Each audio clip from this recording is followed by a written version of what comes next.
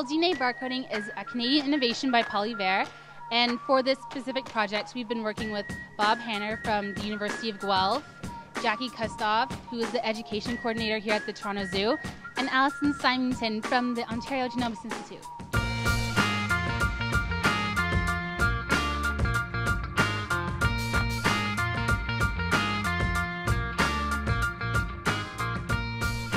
All throughout our school career, we've been taught about invasive species and the dangers of that, and specifically the Barcoding Project is a way to really apply this knowledge to real life.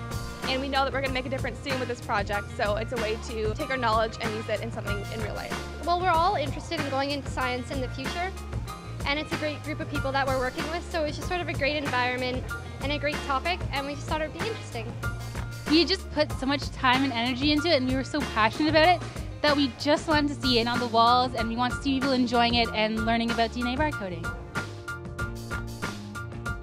I like that we get to get up close to the animals and kind of see them and how they live, because we aren't really exposed to them often. I think it's important because the protected animals that are endangered or at risk, then we can save them by knowing what species are being hunted. So what made you want to help us with our DNA barcoding project in the first place?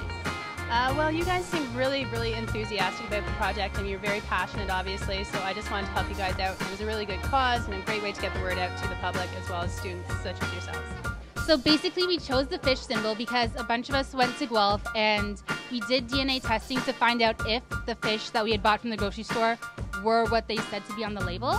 I was really surprised by how much fish companies were selling us wrongly labeled fish just so they could save some money. The most surprising thing for me was how easy it was to actually find the DNA barcode of an animal. I was under the impression you'd have to get a hold of many people and not regular citizens would be able to get the actual barcode, but there's the BOLD database where you can just find it online. So what do you see as future steps for our project in the zoo? I would like to see the zoo expand the project to not only the African Pavilion and the Indo-Malayan Pavilion, but also to the whole area of the zoo and make it much larger in scale. So it's a very cool project. I've been very impressed. And for me, it's an example of citizen science. So a group of students who were not originally involved in the barcode thought it was very cool and they could make a difference and make a difference for their students, so they put up the posters around the zoo. I would like to see it integrated across the zoo. That would be very cool. You could use it in other zoos right across the country and actually globally. So I could really see this taking off and being a much bigger project. Now that's a big vision. Yeah. But if you don't have a big vision, you don't get anywhere. Yeah.